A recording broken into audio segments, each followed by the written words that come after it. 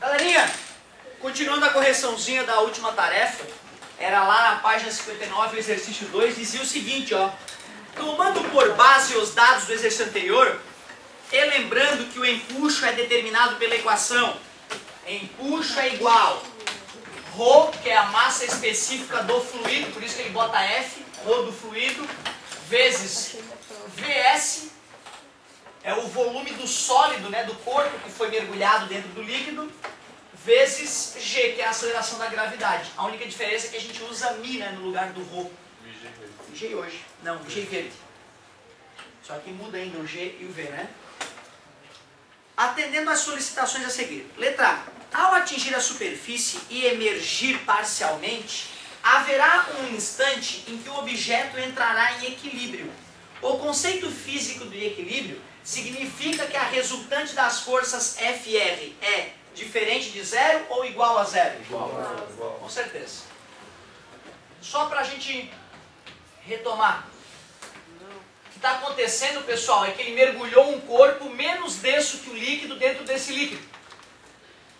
Esse corpo inicialmente estava afundado, mas como ele é menos denso, ele tende a flutuar. Quando ele vai lá para a superfície, vai chegar uma hora que uma parte dele apenas vai estar mergulhada. E essa parte que fica mergulhada é o suficiente para gerar uma força para cima que equilibra o peso. Então vai chegar uma hora, depois de dar uma osciladinha, que já deve ter conhecido, né? Que o corpo para. Certo? Nessa hora o corpo está em equilíbrio. Amigo, vai lá no teu rosto tomar uma água.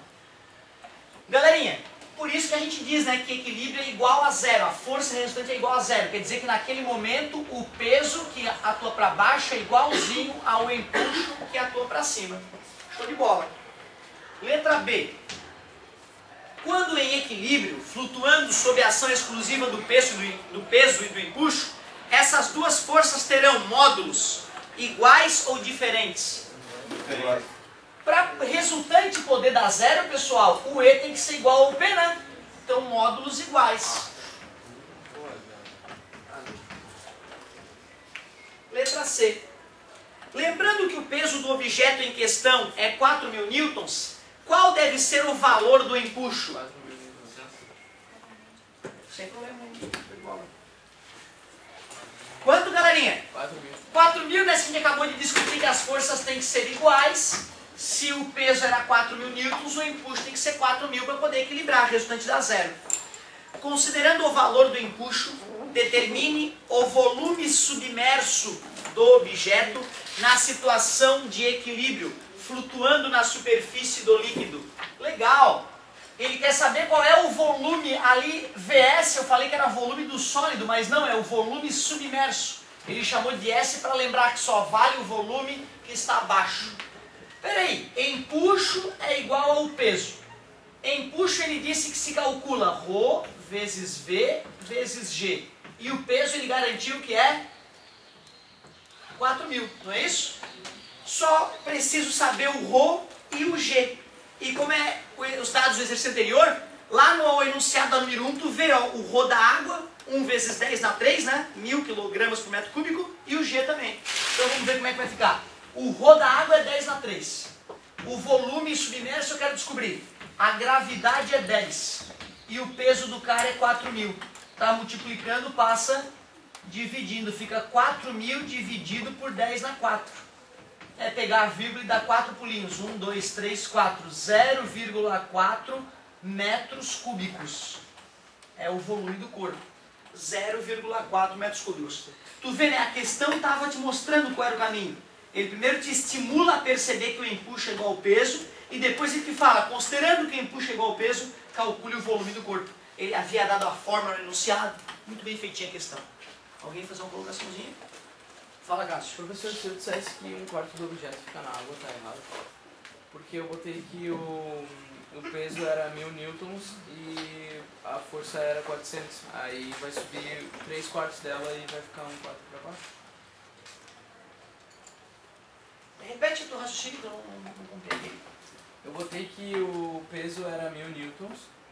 Mas é 4.000.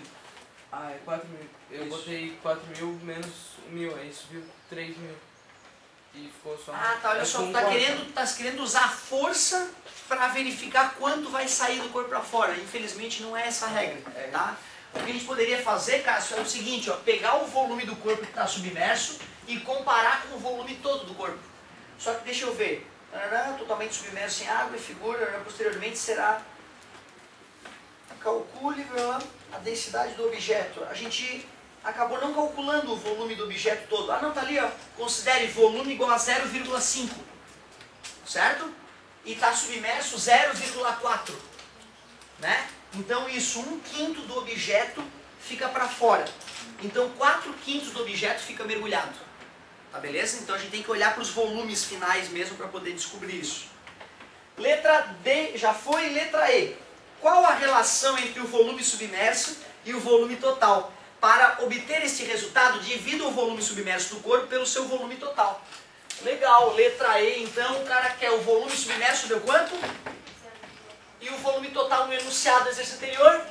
0,5. Então deu 4/5 o volume submerso em relação ao volume total. 4/5. F. Qual é o significado do item acima em termos percentuais? Não, aí como é metro cúbico em cima e metro cúbico embaixo, cancelaria. Fica sem unidade mesmo. Certo? Aí olha só a pergunta última dele. Qual o significado do item acima em termos percentuais? Se a gente for fazer a divisão, né, 4 dividido por 5, não dá, 0, vai 0. 8. Deu 80%. Significa que 80% do corpo está submerso. Professor, mas na resposta anterior, daí eu coloquei 0,8 mesmo. Ótimo. Sem problema nenhum. Significa que 80% do corpo está submerso.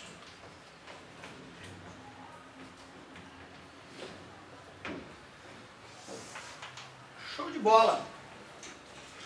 Claro que ali ó, ainda restam... Ah, tem mais, que bonitinho. Não, essa questão é muito bem feitinha, quero continuar. Lá na página 60, então, quero finalizar essa questão. Letra G. Qual a relação percentual entre a densidade do objeto e a densidade do fluido? A densidade do objeto nós calculamos na 1, letra D. Alguém pode ver quanto é que deu lá na 1, letra D? Densidade do objeto? 800 quilogramas por metro cúbico. E a densidade do fluido, que é água, 1000 quilogramas por metro cúbico, ou 10 a 3. Deu quanto? Oh!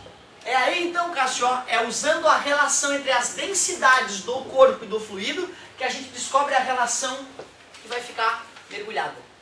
Certo? Então é usando a relação entre as densidades que a gente descobre quantos por cento do corpo fica mergulhado ou não.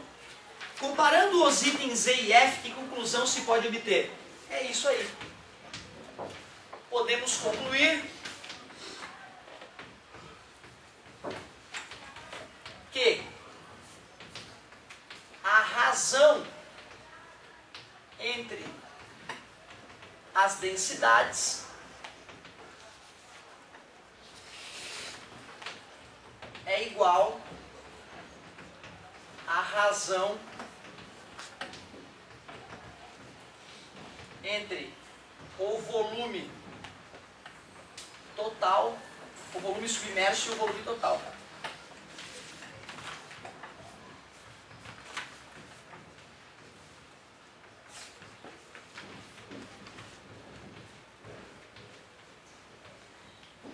Podemos concluir que a razão entre as densidades do corpo e do fluido, seria legal, do corpo e do fluido